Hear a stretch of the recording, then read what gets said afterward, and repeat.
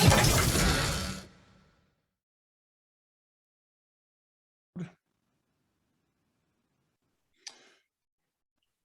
good morning, folks. This is Terry and Tom here live from the Metaphysical Mysteries Podcast. Again, the most interesting part of your day. And today we have a fantastic guest. We have Kimberly Meredith. She's well known. She's the author of Awakening to the Fifth Dimension, a new book, and we're going to talk a little bit about that as we go through.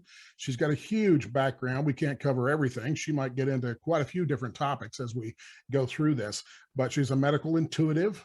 She is a trance channeler, psychic surgeon, hands-on healer, and spiritual teacher. She's had 2 near-death experiences, and she'll probably talk a bit about that. She's had these healing capabilities and so forth that have come through.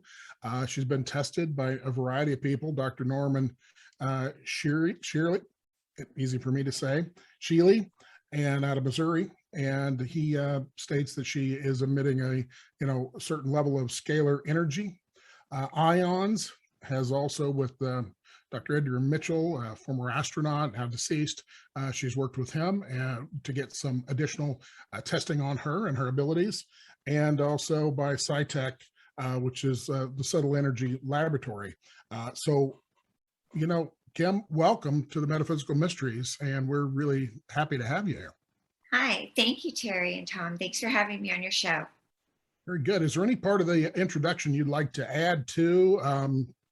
I mean, that's quite a bit, but man, by all means, how'd you get into this stuff? Well, I think it was just a calling from when I was little. I just kind of was born. It was just gifted to me. Nice. Yeah. You have people in your family that did this as well? Or were you the first one? No, my great-grandmother was a shaman. Okay. Yeah, so I think it was probably in my genes to do this. Right. And my cousin was a writer, Joanne Kiger. She was a pretty famous poet. And she passed away in 2017. I was writing when I was really little also. So as early as like 3 months old, I was blinking, wow, which was abnormal. And that was a way of communicating with spirits. I already was seeing paranormal. And I was also healing animals when I was really little, and writing little notes around the house, and doing energy healing on my grandmother. So I was doing little things like that when I was a baby. Nice, nice. Tom, did you have an intro question?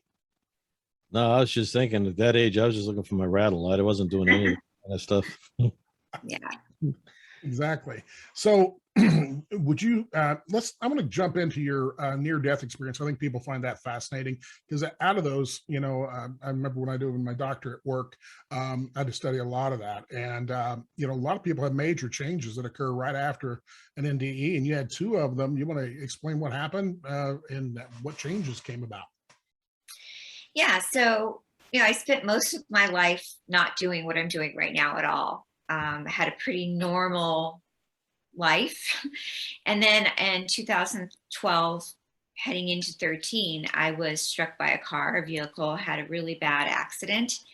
And after that, I went had an out-of-body experience. Sure, people out there know what near-death experiences are. You leave your body completely. And in that experience, I witnessed completely the other side, which is amazing, beautiful. God, Holy Spirit, seeing myself above myself. In the book, Awakening to the Fifth Dimension, I explain it in detail, how miraculous that feeling can be. But coming back into the body was very hard because, when you wake back up, you're experiencing a large feeling of deep resonance in the third dimension, because we live here in the third dimension. And the third dimension is very dense. this is how I started learning about dimensional frequency, because when I was in this higher dimensional frequency, which was love, Christ, light, consciousness, which was amazing. And I loved being there when I left the body. And when I was in that dimensional frequency, I experienced seeing my ancestors, beautiful light frequency and energy. When I came back in, my legs were shaking, my body was trembling, the light was passing through my eyes, and energy came through my chest, which was Christ light. In the book, I explain the thrush through my chest and the demanding of me to stay here was so profound. I didn't know it was called, an NDE, like I'm saying now, because after it was explained to me, that's what it's called. I was so, just, it's so hard to explain. I remember telling my fiance, I experienced God, and he looked at me going, well, we all know God. What are you talking about? And I go, no, I experienced God. So after that, I spent many months at the hospital recovering, not knowing what my life was going to be. And then a few months after that, my eyes started blinking again. So there's a chapter in the book that's called The Reappearance of My Blinking Eyes, because when I was little, my eyes blinked. And then not shortly, but I'd say a few months after that, I started experiencing my hands started getting hot. And then I knew I was going to be shifting into what's happening now, which I am now a medical medium. Great. And your second one? The second one was shortly after when I came home, which was really, really god awful. I was thrown into the middle of the street, unfortunately, by my rescue American Bulldog. Wow. That's crazy. Wow. Yeah. What was that experience like for you, Kim? Not the dog, but the near-death experience. That was pretty fast. That is also in the book. That was me taking him out very short out the front door for a quick walk. And we were approached by a gardener, and he was, my dog, Rocky, thought that he was going to, hurt me. So he lunged towards the gardener, and the gardener put the blower towards him, and he threw me into the middle of the street. Wow. And cracked my head open. Yuck. Well, let's hope two's enough, and third one's that one was the one that I saw the duality. Gotcha. Of both worlds. Right. Makes sense. So let's talk about your medical intuitive work. How do you see people? They come in, they want to, get a reading from you, or do you do it over Zoom or over the phone, or do you have to do it in person, or what do you think? I do it everywhere. I'm doing an event at the Los Angeles Conscious Expo coming up on the 18th. We're doing it live. I do office sessions. I do it on Skype and Zoom, and I love it. I love serving. I love helping. My mediumship readings, medical intuitive mediumship readings. I also do crossover readings, messages from the other side for people connecting. And mostly I love to focus on the medical side of things to help people find out what's going on in their bodies. Not only what happened is for me connecting with my highest spirit guides, but they're like really meticulous. They like to find out not only what you have, but how it happened to you, and connect you to the year it came into the body, and what exactly you may need nutritionally, and supplements that you may need also, and how to live a better organic lifestyle. Gotcha. Makes sense. Thank And you. so would you say that's the most popular thing that you do is in the whole psychic medium world? Well, I also love to work on animals Mhm. and children. And I also love to teach. I love to teach people how to open up their own spiritual gifts. Sure. And I love to help people learn to meditate, because I feel in meditation, it opens you up to your own higher consciousness. And I feel the way the world is right now, we need to move out of the dense third dimensional consciousness and move into the fifth dimension. That's why I wrote the book called Awakening to the Fifth Dimension and Beyond, because we're in the Aquarian age right now. And we need to learn that we're not going to be stuck in this third dimensional frequency for much longer, that we are moving in to a brighter world. We are going to move into this higher fifth dimensional consciousness. And Right. that healing is going to get easier for us. I'm not the only one that can do the healing. You're going to learn to be able to heal yourself and move into this higher dimensional awareness and frequency. So people can learn to do this by every day meditating like 5-10 minutes a day, raises your consciousness.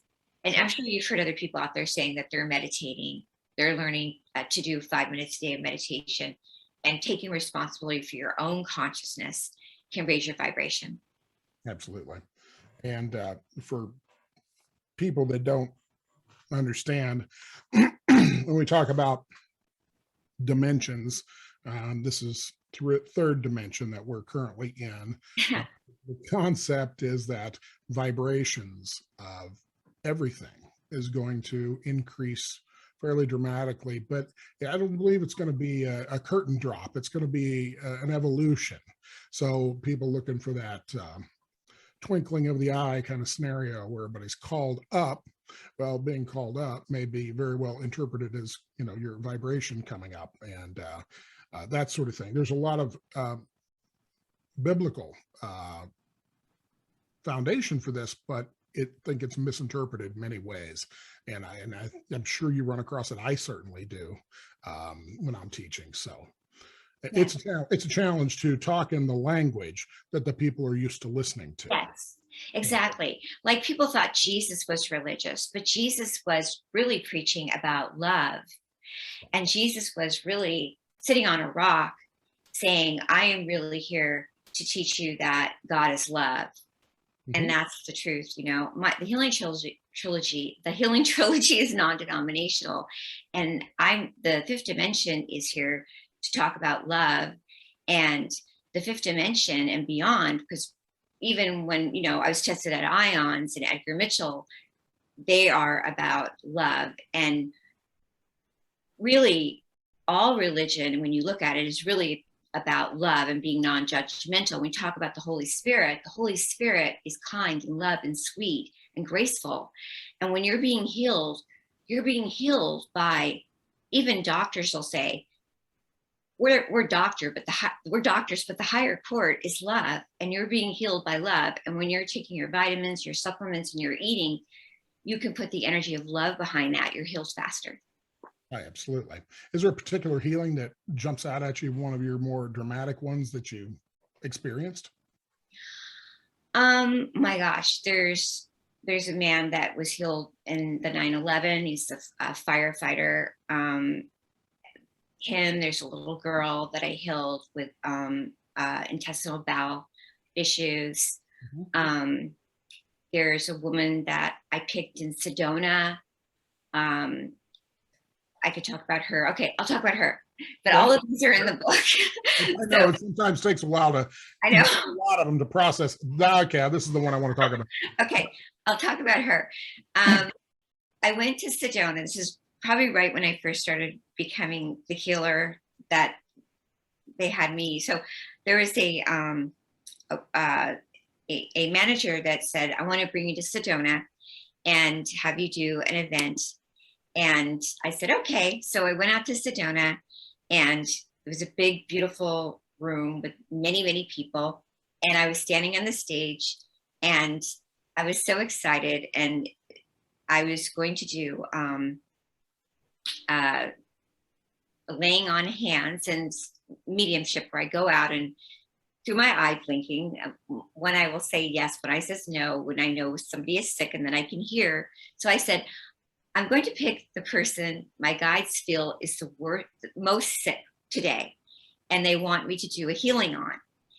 And I walked straight to this one lady, and she was sitting in the audience, and I brought her up to the table, and I'll never forget it. I went across her body, and I went right to her left breast, and she had 4th-stage breast cancer.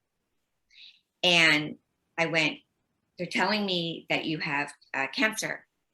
And she said, yes. And then I went through her body, and she also had ovarian. And then I went all the way down her body, and I started doing the praying, and everyone in the room was praying, and we're all doing the praying. And then I went, I'll never forget, it wasn't me, because they come through my body and start telling me, things, to do. And then I said, I took my hand and I went, ah, and the whole room went, ah, and I said, it's gone. And I went, ah, and everyone went, ah, and then she said, ah, like that. And everyone went, amen, like that. And then she left, and I stayed in Sedona for like a week, and they made 2 more appointments with me at this little cabin I was doing healings at. And then her husband, I didn't know, was a writer, and he wrote a book called The Reincarnation of Edgar Cayce with a man named David Wilcock. And I had no idea. I don't know anybody, know any of these people. Then I didn't hear from them.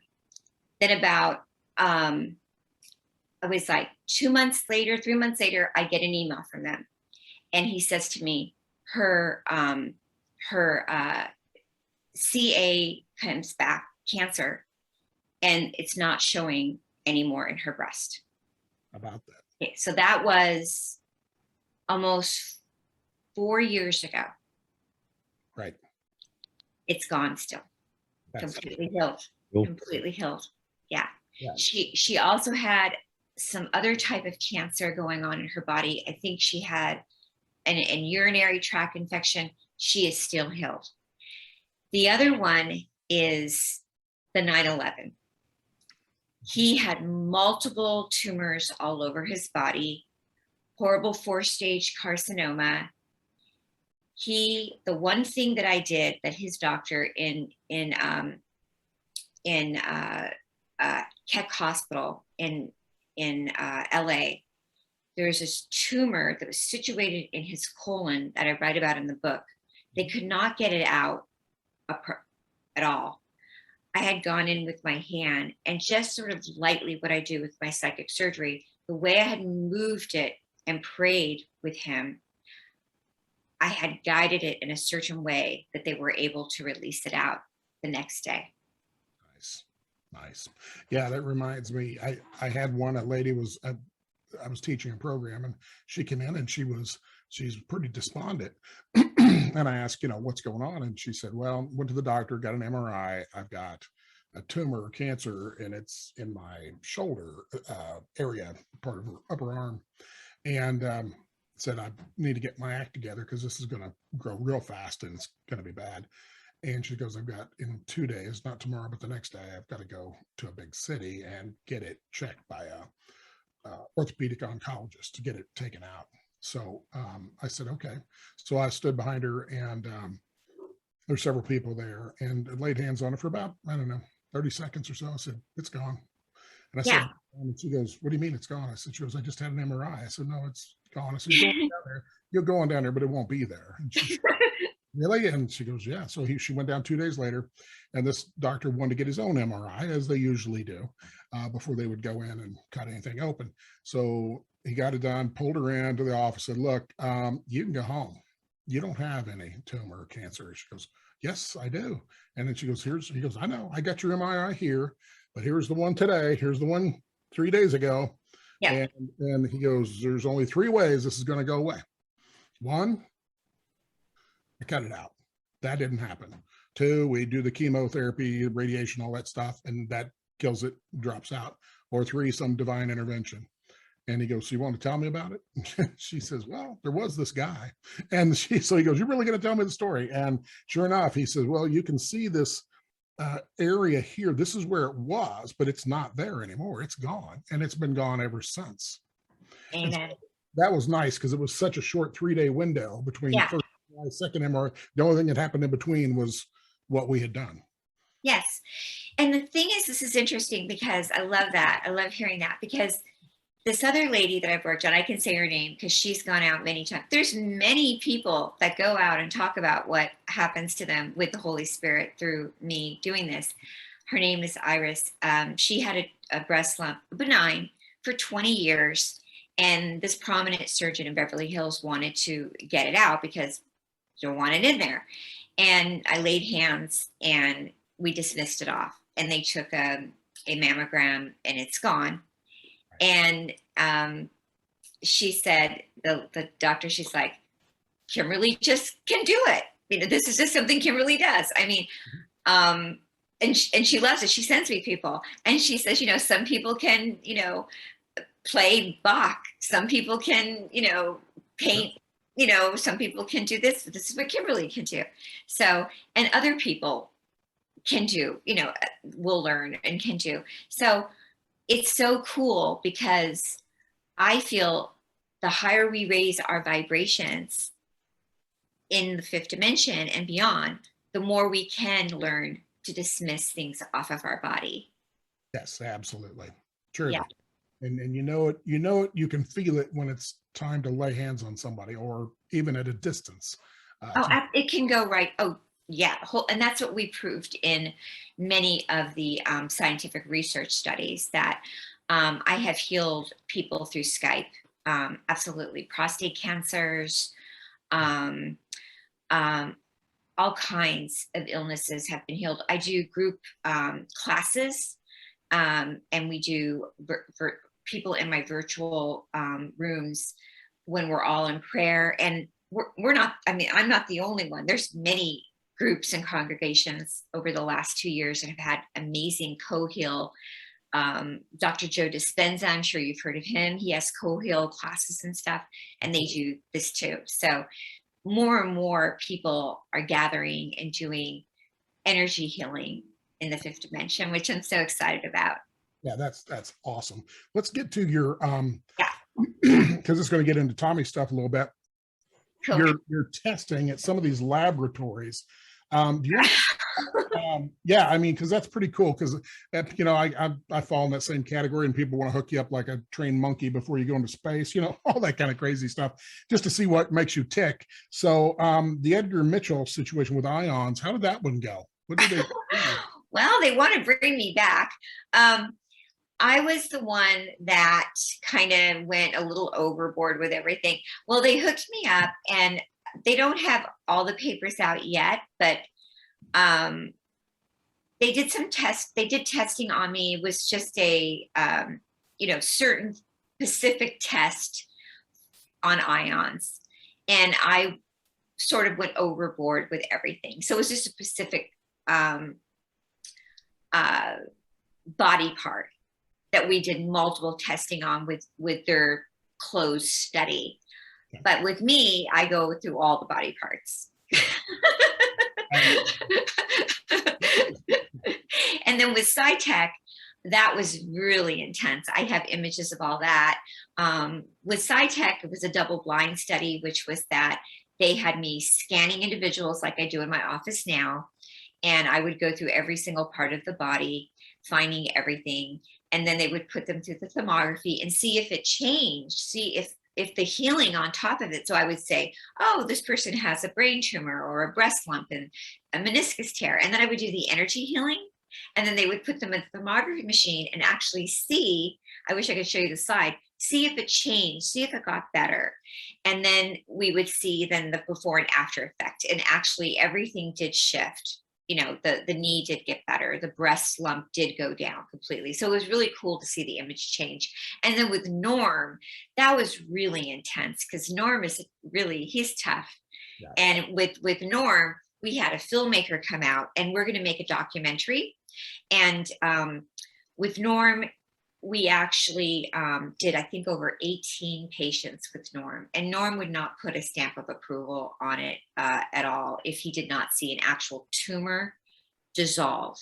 So with Norm Shealy, he had to actually, there was a woman that had multiple lipoma, and she had lumps on the neck. And so what happened with Norm, and I wrote it in the forward, is that solid 1.5 inch tumor. And I prayed the Hail Mary, and he went right up to it, and he touched it before. And then when it went off, he touched it, and he went just like that. And he goes, it's gone. And then the filmmaker came over. He filmed it before, and then he filmed it after. And then she went like this, and it was silk. Yeah. Isn't that cool? And that's the Holy Spirit. Yep. Yep. Absolutely. Not me. Not me. No, I don't take any credit, because when it comes through me, I feel it just go, whew. Well, I will give you credit. I give credit due to people that do this kind of work, because they have to be trained and open to it in order for that flow to take place. So just the fact that you're the channel is, in fact, credit to you to be even at that level, to even be open for that to flow, and the desire to actually assist somebody. So I'll give you dual credit, because I really think that, you have to be in that position. That takes a lot of effort in most cases to be there. Now, some people get it supernaturally. I mean, but most people really have to work at it to get to that point. So, Tom, you hook people up to stuff all the time. You want to talk to her about some of that? Yeah, some of the stuff we have is to measure the different energy fields, the biofields, look at the chakra power centers and see how large they are and how well aligned they are. Those type of things. I've worked with the Psy Tek people as well, and some of their equipment is pretty cool, the thermography stuff, and that's really cutting edge technology that a lot of people aren't even aware of yet, the diagnostics that tie in with that. So that's a heck of a resume to put forth, and as far as people that have tested you. I love it over there. Yeah, it's funny too. Thank you. Before I went there and they asked, I really wanted to go, because some people are like, you don't need to go. You don't need to go because, why do you have to go to do that? You already love God, and you're already doing the work with God. But I felt, I think it's good because they even doubt Jesus. If you look up the energy of Christ, and I feel like it's good to go because it's good to show that this energy, this amazing energy, is here for us, and it's here for us to tap into, and it's really real. Even though you can't see it, it's here. And even when I go to like the expos and I'm out in front of people, and people come to the office, and even though it's one person at a time, it's rippling out there, and it's starting to be seen. And like you're saying, it's cutting edge, and it's happening. And it's important because it's the bridge. So many people dismiss everything as woo-woo, and being able to put scientific, testing to that to validate it is going to be the bridge of acceptance, I think, coming down the road. It's so great. It's so wonderful. Yes. It is. So when you go into trance, now for those listeners, trance is a different kind of mediumship. Mediumship, typically you're awake and you're engaging with the individual, but trance, you're in almost like a sleep-like state in most cases. So why would you opt to go into a trance over just standard mediumship? That's really a great question. I didn't opt to do that. Like right now, I'm a half trance, like I'm always kind of lightly blinking. Mm-hmm. It's sort of what happened after the NDE. That's kind of what, and well, actually I was born in trance. I was born the light blinking, and then I pushed it away. I stopped it because my mother didn't like the trancing. She's like, stop blinking. So, did you ever hear of Edgar Casey? Of course. Yeah. So Edgar Casey put himself in trance, like he put himself into that. Exactly. So I automatically kind of just, I can kind of try to stop it if I want, but I'm always kind of in that trance mode. It's more like me being in a trance. Like it's easier for me to just trance. I don't know. It's just who I am. I get that entirely. So are you in alpha a lot? I mean, about half the time, or are you in theta as far as brainwaves go, or have you been tested for that? I haven't been tested. When you said alpha, they're saying yes more. Yeah. So I guess that's my state. Yeah, I'm more in the higher dimension. So I don't like being in the lower frequency. Yeah, I like being more in that higher. Yeah, that frequency. Yeah. Okay. I love, because that's just what they want me to be doing. Yeah. That makes you open to start to get input. And if you need to go deeper, you can, but I tell people it's kind of like being on water skis. You can lean into the spiritual and you can lean back into the life if you want to. You got to go back and forth, but you're riding on both of those at the same time. So let's just say I don't go into a lot of spaces that I wouldn't be good to do. Like I don't go, I'm not like, say I wouldn't be going into too many shopping malls. Yeah. That's a difficult energy to be around too, and toxic in some cases.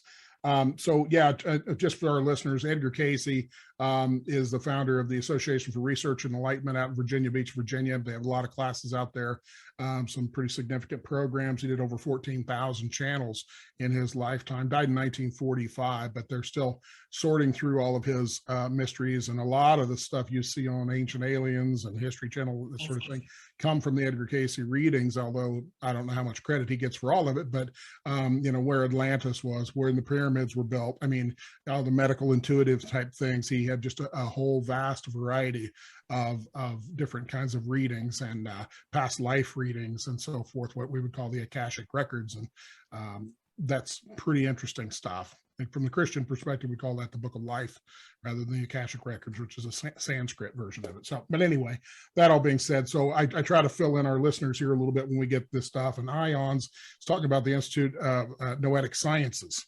And that's what that IONS means, as we went back to that, so people can look that up if they're, interested in that further.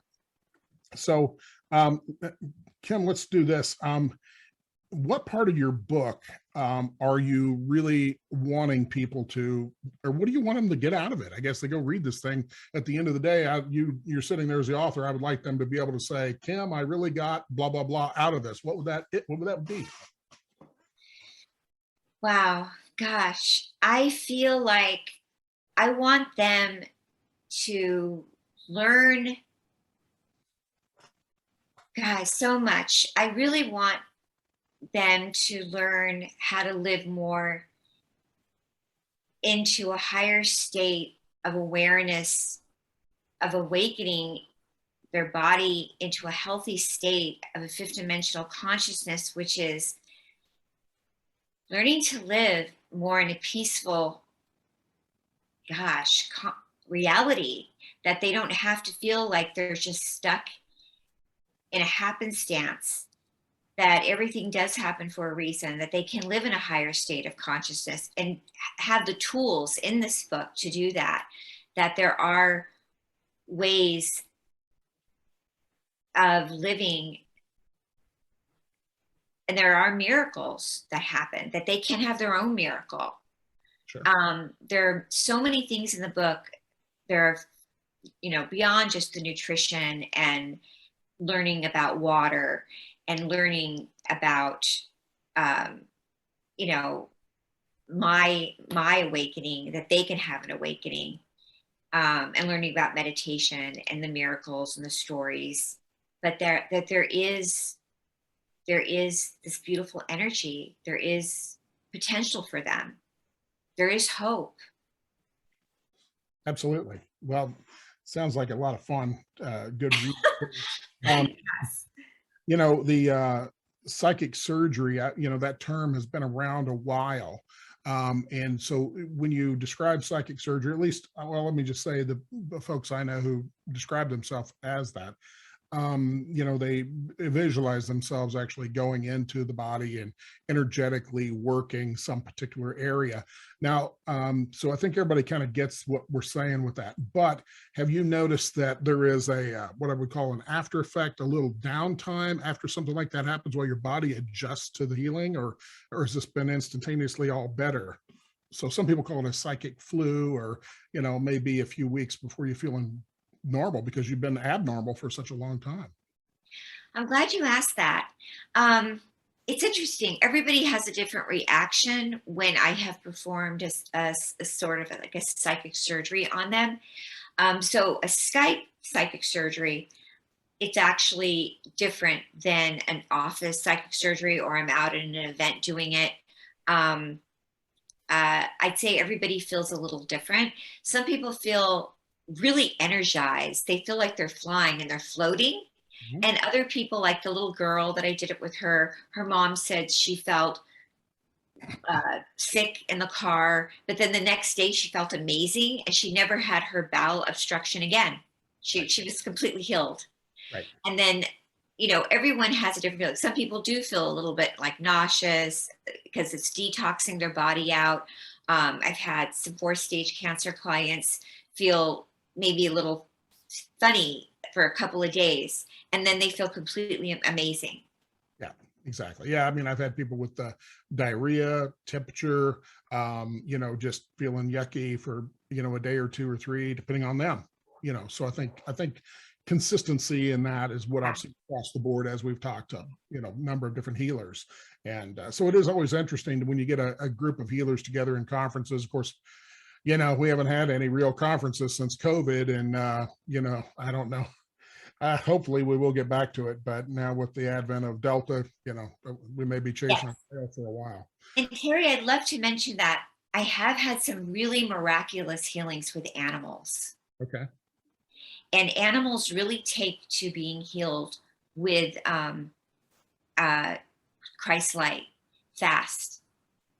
Right. And they actually, especially eye injuries, cancer, and also I have something that I work with. I don't know if you've ever heard of cold laser. Yes. Cold laser light. Mm-hmm. And the cold laser is amazing. A lot of people don't know about cold laser and how amazing it can be for anyone to go get cold laser with anybody. I know that I don't really advertise how much I do cold laser, but you don't have to get it from me. It's an amazing energy tool for people that have back injuries, neck injuries. I just really want people to know it's available for people out there, and it helps enhance collagen in your body and oxygen. Absolutely. Yeah. And we had a I'm really into science. So. Yeah. I remember my daughter brought a little kitten to me, and the kitten was blind. Yeah. But within 2 weeks of working with the kitten wasn't blind anymore. Oh, wow. Very cool. And that's happened with the human too. But that all being said, I even had a friend of mine who had a little baby chicken that was underdeveloped. The legs would fold underneath it. Typically what happens is the mother will peck it to death to put it out. And started working Reiki, on the chicken, and within 2 weeks the chicken is completely up and looks like a pretty much a normal chicken. Everything's fine.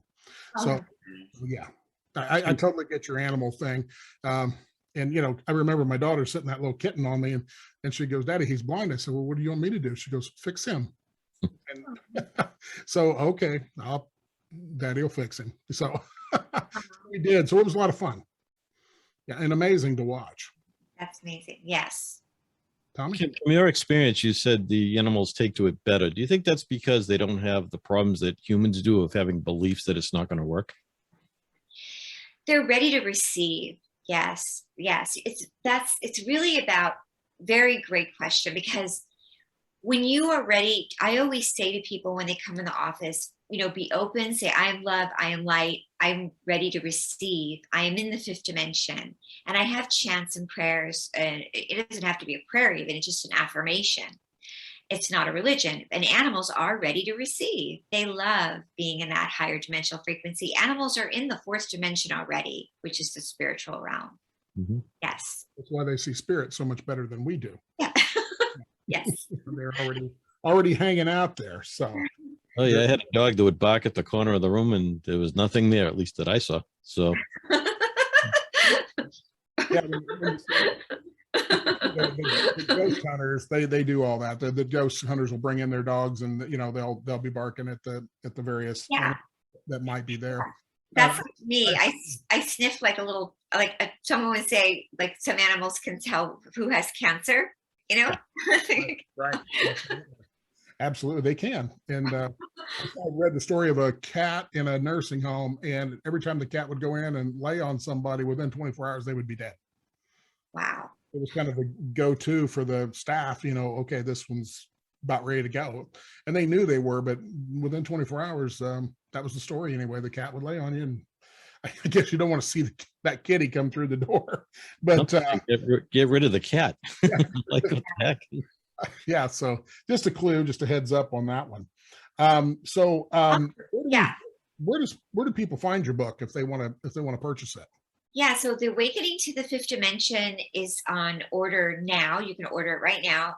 You can go the easiest way, because it's everywhere, but you can go to my website, thehealingtrilogy.com, and you can just order it right on my website, and it will go to all the bookstores, or Amazon, Barnes and Noble, and it's being published by Penguin with the audio.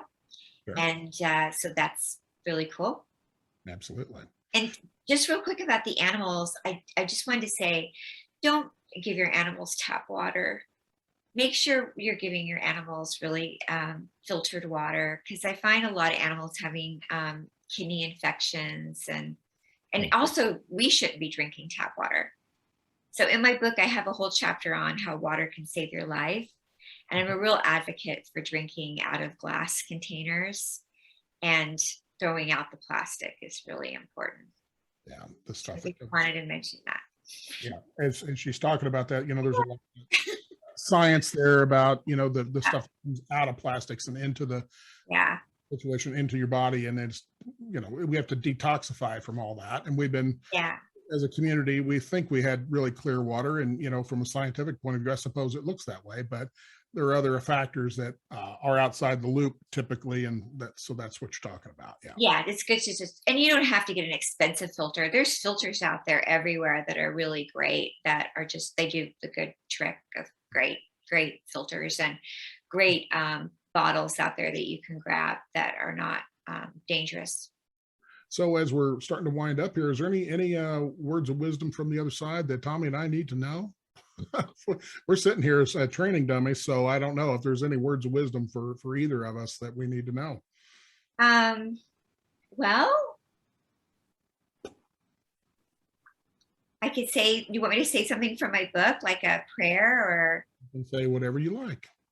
Okay. We get called lots of things in our line of work, and Sir and Mr. and Terry and Tom is like really on the high end of stuff. How much time do we have? Just go ahead. You're fine. Oh, okay. Well, I was thinking, like, I could say my fifth dimensional peace prayer. Okay. That might be fun to everybody. Sounds good. Okay, because this is magical. Okay. I love being in the magical fifth dimensional frequency of love. This is from the my new book, where we all have pure, magical, non-existence of judgment, and awareness is beyond all time and space and place. In the magical fifth dimension, we are multidimensional beings. Humans can do all, be all, and thereby be all, do all, and find miraculous healing and love from the omnipresent. We are centered on all civilizations. We have an underlying focus of peace and service. Love is all, and simple and easy when we are in the fifth dimension, moving our world into a gigantic, organic global field where healing is easy and fast, because we are dimensional beings.